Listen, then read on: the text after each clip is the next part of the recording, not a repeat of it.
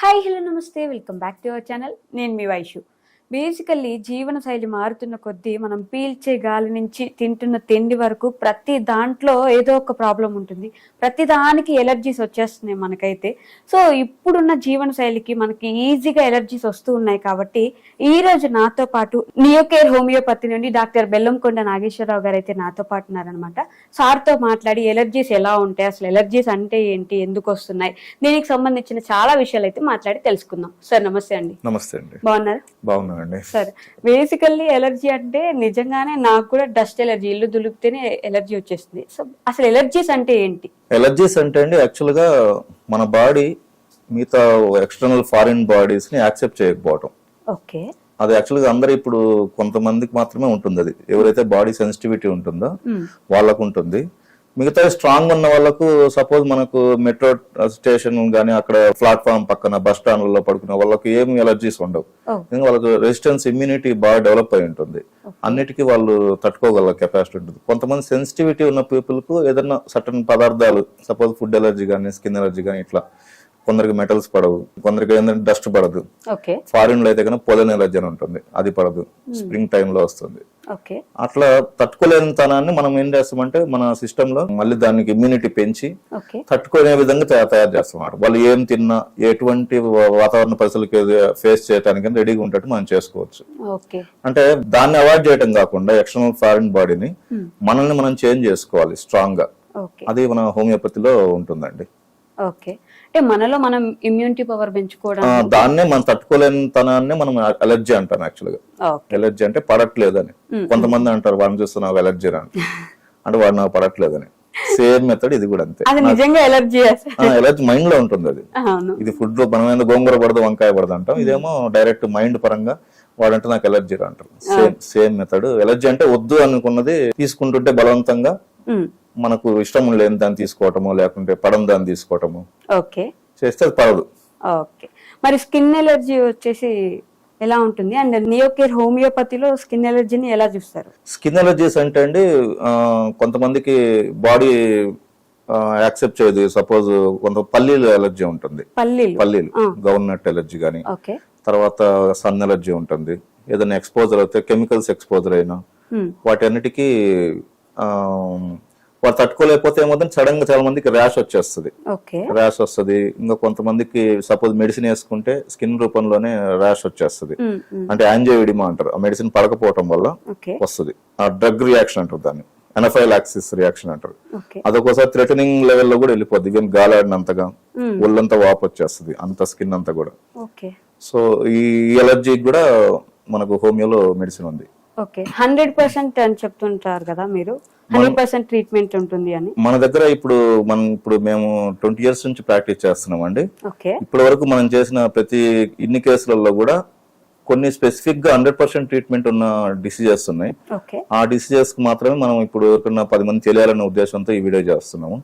యాక్చువల్గా ఏంటంటే skin allergies గానీ, డస్ట్ ఎలర్జీకి గానీ, ఏదైనా ఫుడ్ ఎలర్జీ ఉన్నా కూడా, ప్లస్ ఎక్కడ ప్రపంచంలో తగ్గని ఎలర్జీస్ కూడా మన దగ్గర తగ్గుతున్నాయి. నియోకేర్ హోమియోపతిలో ఎంతో మంది ఈవెన్ సెలబ్రిటీస్ కానీ, తర్వాత ఎక్కడెక్కడ నుంచి ఫారిన్ ఎన్ఆర్ఐస్ కానీ చాలా మంది కాల్స్ వస్తుంటాయి. మన దగ్గర 100% ట్రీట్మెంట్ ఉంది. ఎటువంటి డస్ట్ ఎలర్జీ అయినా, ఎటువంటి స్కిన్ ఎలర్జీ అయినా, ఎటువంటి ఫుడ్ ఎలర్జీ అయినా, ఎలర్జీ మీన్స్ నియోకేర్ హోమియోపతి అన్నట్టుగా మనం చేసాము. చాలా బాగా మంచి రిజల్ట్స్ ఉన్నాయి. అది 10 మందికి ఉపయోగపడాలనే ఉద్దేశంతో మనం ఇది చేస్తున్నాం. అంటే 100% అంటే అంత ఈజీగా నమ్మలేరు కదా జనం కూడా. ఎలర్జీ వస్తుంది అంటే బేసికలీ గాలి పీల్చుకుంటూనే ఎలర్జీ వస్తుంది. ఇప్పుడు డస్ట్ ఎలర్జీ అంటారు. మరి అంత ఉంటుంది ఎలర్జీస్ లో, అంత నెగిటివిటీ ఉంటుంది అనుకోవచ్చా? ఉంటది. ఎందుకు దాని వల్లనే మనకు బాడీ తట్టుకోలేకపోవటము, తట్టుకునే. ఇప్పుడు కొంతమంది చిన్నపిల్లలు మనం మరీ ఇప్పుడున్న జనరేషన్ బాగా సెన్సిటివ్ గా చేస్తున్నాం వాళ్ళని. ఏది ఎక్స్పోజర్ కనీసం తడికి గానీ, మట్టి అంటకుండా, బాత్రూమ్ లో తడి ఉంటే కూడా వాళ్ళాడు అంత సెన్సిటివ్ వేసినప్పుడు వాడు కూడా సెన్సిటివ్ అయిపోతాడు. సో ఎండ దగ్గర తట్టుకోలేడు, చలి దగ్గర తట్టుకోలేడు. సో మన మెడిసిన్స్ వాడటం వల్ల ఏంటంటే వాళ్ళు తట్టుకునే క్యాపబిలిటీ వస్తుంది. That is immunity. లేదంటే వాడు ఎవ్రీ టైమ్ ఫ్రీక్వెంట్ కోల్డ్ రావటము, రెయిన్బో హాస్పిటల్ కో లేదంటే ఏదో ఒక హాస్పిటల్ తీసుకెళ్లిపోయి 15 రోజులకు ఒకసారి యాంటీబయాటిక్స్ వాడి చేయటము. ఇన్ జనరల్ గా మన దగ్గరికి వచ్చేది ఏంటంటే ఇట్లా రిపీటెడ్ గా యాంటీబయాటిక్స్ పడుతున్నాయి సార్, అనవసరంగా అంత చిన్న వయసులో అవసరం ఎందుకు అన్న వాళ్ళు తీసుకొస్తారు బేసిక్ గా. ఓకే. సో ఇప్పుడు నియోకేర్ హోమియోపతికి నార్మల్ అన్ని చాలా హోమియోపతీస్ ఉంటాయి, నియోకేర్ ఒక్కటే కాదు కదా. సో డిఫరెన్స్ ఏంటి, మీ దగ్గరికి ఎందుకు రావాలి అంటే ఏం చెప్తారు? ఫస్ట్ ఆఫ్ ఆల్ మన నియోకేర్ హోమియోపతి అనేది సర్వీస్ మోటివ్ మీద గత 20 years నుంచి కూడా చేస్తున్నది. ప్లస్ మనము తగ్గని వాటికి తగ్గుతాయి అని చెప్పి అట్లా కాకుండా మనము ఓన్లీ తగ్గే వాటిని ఇప్పుడు ప్రమోట్ చేస్తున్నవన్నీ కూడా తగ్గే diseases. That means allergic rhinitis ఒకటి, సైనసైటిస్ ఒకటి, మైగ్రైన్, ఇవి తర్వాత స్కిన్ ఎలర్జీస్, సోరియాసిస్, అలాగే back pain, spondylitis, lumbar spondylitis, వీటికి ఏంటంటే 100% ట్రీట్మెంట్ ఉంది మన దగ్గర. ఎన్నో కేసులు చాలా అంటే మిరాకిల్స్ చూసినాయి. ఈవెన్ సర్జరీ కూడా ఫెయిల్ అయిన కేసుల్లో కూడా మన దగ్గర క్లియర్ అయిన కేసులు ఉన్నాయి. ఈవెన్ సైనసైటిస్ కైనా లేదంటే స్పాండిలైటిస్ కైనా. సో అంత క్యూర్ ఉంది కాబట్టి మనము ఈ స్పెషల్ ఉంది కాబట్టి that is Neocare homeopathy special. బయట అంటే మనం ఎవరు ఇష్టం అంటే వాళ్ళు చేస్తారు. కాకుండా నాకేంటంటే వీటి మీద 100% ఎన్నో 20 సంవత్సరాల నుంచి చేసిన ఎక్స్పీరియన్స్ ఉంది. ప్లస్ మనకు డాక్టర్స్ టీమ్ కూడా ఉంటారు, అందరితో డిస్కస్ చేసుకొని మనం మెడిసిన్స్ అన్ని ఫైండ్ అవుట్ చేసాం. అంటే బేసికల్లీ అన్ని ఎలర్జీస్ కి ఉన్నాయని చెప్పట్లేదు మీరు, కొన్నిటికైతే ఖచ్చితంగా 100% ఇస్తాము. ఎలర్జీ ఉందండి, ఎనీ ఎలర్జీ అనే వర్డ్ వస్తే ఉంటుంది. ఎలర్జీకి ఇంగ్లీష్ లో మందు ఉంటది కానీ టెంపరీగా ఉంటది, నాట్ పర్మనెంట్. పర్మనెంట్ క్యూర్ మన దగ్గర 100% ఉంది ఎనీ ఎలర్జీకి. మీరు మీ ఛానల్ కూడా ధైర్యంగా ఇచ్చుకోవచ్చు, అంత గ్యారంటీ ఇస్తున్నాము. కాకుంటే చాలా మంది తెలియదు. ఇప్పుడు కొంతమంది ఉంటారు, తుమ్ములు వస్తే కంటిన్యూగా ఒక 50 తుమ్ములు వస్తున్నాయి సార్ ఆఫీస్ లో కానీ ఎక్కడికి వెళ్ళినా బాగా ఇబ్బంది. అట్లాంటి ఎన్నో ఇప్పుడు కాదు, మేము 10 years బ్యాక్ నుంచి కూడా ఇస్తున్న మెడిసిన్స్ తోనే క్యూర్ అయిపోయినాయి ఉన్నాయి. నెంబర్ ఆఫ్ మెడిసిన్స్ ఉన్నాయి. కాకుంటే వాళ్ళకి 3000 మెడిసిన్స్ ఉంటాయి హోమియోపతిలో. వాళ్ళకి ఎగ్జాక్ట్ గా ఏ మెడిసిన్ వర్క్ చేస్తుందని ఫైండ్ అవుట్ చేయడమే మన హోమియోపతిలో ఇది. పర్సన్ మెంటాలిటీ ఏంటి, ఫిజిక్ ఏంటి, సోల్ ఏంటి, అతను ఎక్కువ ఏం ఆలోచిస్తున్నాడు, దేని వల్ల వస్తుంది స్ట్రెస్, అతని ఫిజికల్ మొడాలిటీస్ ఏంటి, ఇవన్నీ బేస్ చేసుకుని మనం టాప్ 3 డ్రగ్స్ సెలెక్ట్ చేస్తాం ప్రతి పర్సన్ కు. తద్వారా ఆ ఫార్ములా ద్వారా వాళ్ళు క్లియర్ అయిపోతుంది కేసు అంతా కూడా. ఓకే. సో ఇలా చేస్తుండడం వల్ల హోమియోపతిలో అంటే సైనసైటిస్ కానీ మైగ్రేన్ కానీ బేసికల్లీ అంత ఈజీగా పోవు. మేము రెగ్యులర్ గా వీటన్నిటికి ఇంగ్లీష్ లో మెడిసిన్స్ ఉండవు, వీటికి టెంపరీగా ఉంటాయి కానీ పర్మనెంట్ సొల్యూషన్ ఉండదు. అవును. సైనసైటిస్ ఇంకా జనరల్ గా ఏంటంటే మా దగ్గర డైరెక్ట్ కూడా ఎవరు రారు. మన సార్ ఆయుర్వేదం, హోమియోపతి, అల్లోపతి అన్ని వాడాను సార్, ఎవరో మీ పేరు చెప్పారు వచ్చామని వచ్చే వాళ్ళు ఎక్కువ మంది ఉంటారు. సైనసైటిస్ 2 సార్లు సర్జరీ చేశారు సార్, మళ్ళీ చేద్దాం అంటున్నారు. సో అట్లాంటి వాళ్ళు కూడా వచ్చి ఉన్నారు. సో అలాంటి కేసులు కూడా పక్కా తగ్గుతాయి అనమాట. కస్టమర్స్ మీ దగ్గరికి తిరిగి వచ్చి మాకు పూర్తిగా తగ్గిపోయింది ఉన్నాయి, 100% ఉన్నాయండి. ఇప్పుడు నేను చెప్పిన ఛానల్లో అదేదో బిజినెస్ కోసం చెప్పినట్టు అలా కాకుండా మన నియోకేర్ హోమియోపతి అని మీరు గూగుల్లో సెర్చ్ చేస్తే 5 బ్రాంచెస్ ఉన్నాయి, 5 బ్రాంచెస్ ఓపెన్ అయితే అందులో రివ్యూస్ చదవమనండి, అదే వాళ్ళకు విట్నెస్ అవుతుంది. జెన్యూన్ గా ఉంటాయి, జెన్యూన్ రివ్యూస్, డబ్బులు ఇచ్చి రాపించినాయి కాదు, జెన్యూన్ రివ్యూస్. ఎవరైతే సాటిస్ఫై గా ఉన్నారో డాక్టర్ గారు ట్రీట్మెంట్ బాగుందని వాళ్ళు ఇచ్చిన రివ్యూస్ అవి చూసుకుని తెలుస్తుంది. ప్లస్ మన వీడియోస్ కూడా చాలా ఉంటాయి, పేషెంట్స్ ఇచ్చిన రివ్యూస్, లైవ్ వీడియోస్ ఉంటాయి. నియోకేర్ హోమియోపతి అని కొడితే యూట్యూబ్ లో కానీ మొత్తం వచ్చేస్తాయి. సెలబ్రిటీస్ కూడా వచ్చి చేయించుకుంటున్నారు. సెలబ్రిటీస్ కూడా ఉన్నారు మన దగ్గర, మూవీస్ సెలబ్రిటీస్ కానీ అందరు డైరెక్టర్స్. దేనికి వస్తుంటారండి అంటే బేసికల్లీ సెలబ్రిటీస్ కి జనరల్ గా వాళ్ళు allergies, back pain, sinusitis, migraine ఇట్లా వస్తుంటారు. మైగ్రేన్ కూడా మీ దగ్గర 100% ఉంటుంది. నాకు కూడా మైగ్రేన్ ఉంది సార్.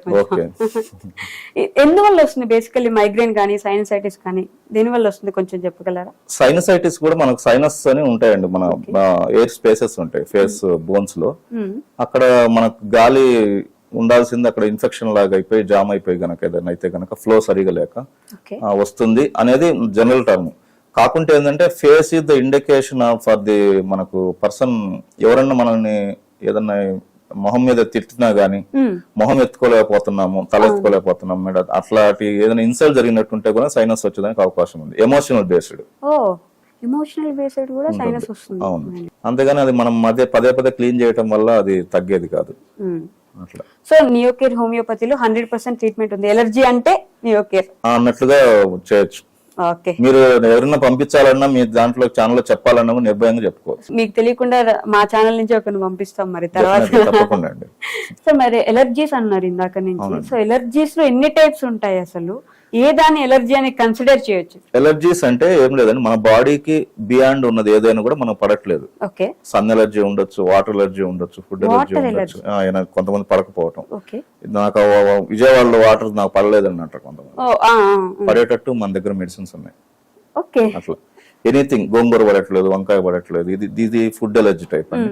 కొంతమంది మెటల్ ఎలర్జీ ఉంటుంది, మెటల్ పెట్టుకుంటే పడట్లేదు, కొంతమంది చైన్ వేస్తే పడట్లేదు, గోల్డ్ ఎలర్జీ పడుతుంది, ఇది ఉంటుంది, దీని మెటల్ ఎలర్జీ అంటారు. అలానే స్కిన్ ఎలర్జీస్, సన్ పడట్లేదు, సన్ పడకపోవడం, ఆ రోజు వాటర్కి వెళ్ళి వచ్చాను, వాటర్ లో నది స్నానం చేసిన తర్వాత వాటర్ పడలేదు, ఎలర్జీ వచ్చింది. ఇట్లా ఎనీ ఎలర్జీస్ కు మన దీంట్లో హోమియోపతిలో ఉంటుందండి. అట్లాగనే కొంతమందికి ఫుడ్ లో అంటే కనుక ఫిష్, ఎగ్, ఇట్లా కొన్ని పడట్లేదని పల్లీలు గాని, వంకాయ పడదంటారు, వంకాయ, గోంగూర, ఇవన్నీ పడేటట్టు మన దాంట్లో హోమియోపతిలో మెడిసిన్స్ ఉన్నాయండి. అన్ని తీసుకోవాలి మనం, ఏంటంటే అడాప్ట్, ప్రకృతి ఉన్నది మనం తీసుకోవడానికి, అంతేగాని అవాయిడ్ చేయడానికి కాదు.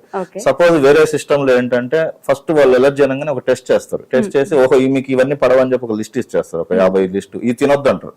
కొంతమందికి పాలు పడవు, పిల్లలకు పాలు అవాయిడ్ చేస్తారు. సో అది కరెక్ట్ కాదు కదా. అన్ని తినేయన్ని మనం పక్కన పెడితే వాడు ఏం తింటాడు? 1 year బేబీ లాంటి 5 years బేబీ తినడు కదా. సో ఇది రాంగ్ అనమాట.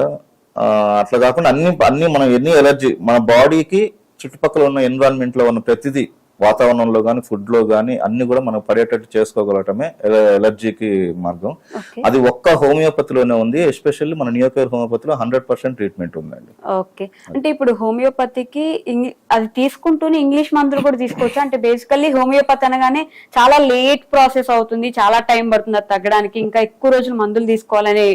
సో దానికి సైడ్ గా ఇంగ్లీష్ మందులు కూడా తీసుకుంటూ ఉండొచ్చు అంటారా? 100% అండి, ఏం ప్రాబ్లం లేదు. చాలా మందికి ఇదే డౌట్ ఉంటుంది. అలోపతి మందులతో పాటు గానీ, లేదా ఇతర ఆయుర్వేదం గానీ ఏదైనా వాడినా కూడా మన మందులు ఒక 5 minutes గ్యాప్ లో వాడుకోవచ్చు. భోజనానికి ముందు గానీ తర్వాత గానీ వాడుకోవచ్చు. ఆ మందులకు కూడా 5 minutes బిఫోర్ గానీ ఆఫ్టర్ గానీ వేసుకోవచ్చు, వేరే ఇతర మందులు ఏదైనా వాడుతుంటే. సపోజ్ ఎమర్జెన్సీలో బీపీ ఉంటది, థైరాయిడ్ ఉంటది, అవి కంటిన్యూ చేసుకుంటూ మన మందులు వాడుకోవచ్చు, ఏం ప్రాబ్లం ఉండదు. తర్వాత మీరు అన్నారు లేట్ గా పనిచేస్తుంది, ఇది ఎప్పటి నుంచో ఉందండి. హోమియోపతి కనిపెట్టి మెడిసిన్ ఒక అలోపతి డాక్టర్ హోమియోపతి కనిపెట్టారు, డాక్టర్ క్రిస్టియన్ ఫ్రెడరిక్ శామ్యూల్ అని చెప్పి, జర్మనీ డాక్టర్ కనిపెట్టారు. ఆయన అప్పటి నుంచి కూడా ఇదే నానుడు ఉంది, హోమియోపతి లేటు లేటు లేటు. ఏముండదండి, ఇప్పుడు మనకి మోషన్స్ మెడిసిన్ కరెక్ట్ గా, మోషన్స్ కానీ, స్టమక్ పెయిన్, కొన్ని అక్యూట్ డిసీజెస్ అని ఉంటాయి. అక్యూట్ డిసీజెస్ అంటే ఇప్పుడు తగ్గాలి ఇమీడియట్ గా, జ్వరం, జలుబు, దగ్గు, కాఫ్, ఫీవర్, హెడేక్ ఇట్లాంటివి కూడా. అవన్నీ మనం ఇమీడియట్ ఇమీడియట్ తగ్గుతాయి. మోషన్స్ ఆల్రెడీ 20 మోషన్స్ అయితే ఇంకొంచెం లేట్ అవుద్ది అంటే అవ్వదు కదా. అట్లా కరెక్ట్ మెడిసిన్ వేస్తే 5 నిమిషాల్లో క్లియర్ అవుతాయి, 5 minutes లో క్లియర్ అవుతాయి. అలాగే ఇంజరీస్ కు, దెబ్బలకు, బ్లీడింగ్ ఉన్న ఎమర్జెన్సీ కండిషన్ లో కూడా హోమియోపతిలో మెడిసిన్స్ ఉంటాయి. ఈవెన్ హార్ట్ అటాక్ అన్నిట్లో కూడా ఉంటాయి మెడిసిన్స్. హార్ట్ అటాక్ మెడిసిన్ ఉంటుంది హోమియోపతిలో? అవునండి. ఎకోనైట్ అని ఒక మెడిసిన్ ఉంటుంది. Suppose mid night chest pain వచ్చింది, డాక్టర్ కూడా ఫోన్ ఎత్తలో, కంగారు ఉంటుంది ప్లస్ చెస్ట్ పెయిన్ ఉంది, ఎకోనైట్ అనే మెడిసిన్ వేస్తే బాగా పనిచేస్తుంది. ఇట్లా లేట్ అనేది జస్ట్ జనాల్లో ఒక అపోహ మాత్రమే. అలా కాకుండా హోమియోలో the best medicines, fast curing medicines number of ఉన్నాయి. ఇంకా ఇప్పుడు చాలా అప్డేట్ అయింది సిస్టమ్. నియోకేర్ లో ఇట్లా ఫాస్ట్ గా ఉండే మెడిసిన్ కూడా ఎంత ఫాస్ట్ గా ఉంటేనే అంత కస్టమర్ మళ్ళీ మనకు వాళ్ళు హ్యాపీ అవుతేనే 10 మంది చెప్తాడు బాగుందండి ట్రీట్మెంట్ అని. ఆ సాటిస్ఫాక్షన్ మనకు కావాలి. లేట్ గా తగ్గుద్ది అంటే ఎవరు ఉంటారు కదా, మీరు ఉండరు, నేను 20 కిలో ఎక్కడ 10 minutes వెయిట్ చేయమంటే కూడా ఉండట్లేదు కదా.